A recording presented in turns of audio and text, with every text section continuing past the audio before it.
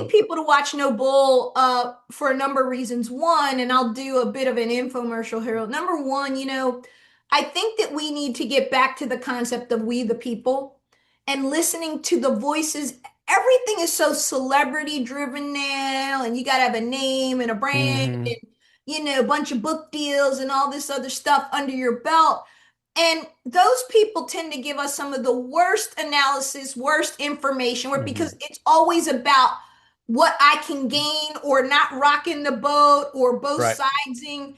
And at No Bull, we give it to you straight. We've got a good balance of conservatives and former Republicans, independents, whatever. We get into it, we mix it up. We're cordial, we get along, but we're not afraid to tell the truth and push back. And I think that people need to be watching shows like this because we're going to give you to you just straight, just like if we were sitting around having beer Yep. or coffee or whatever at the table, like we all used to do when we grew up. And I think that that's what's going to help save us and move us forward when we educate each other and we just have straight, real conversations with one With another. real people. And one thing I can promise you on this show is that you're not going to hear me say one thing on the show and then something else off the show or public or in Yeah. private. I Yeah. say I say it the way I see it, and the cards fall where they may.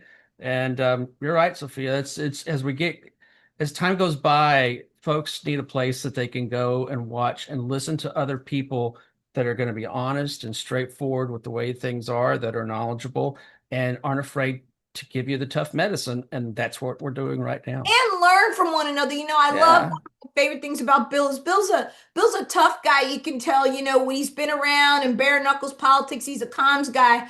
But I loved when we were on with Annie Andrews, and I kind of went at him a little bit, and he'll say, "Okay, you educated me tonight. I learned something. So yeah, thank you for that," and vice versa.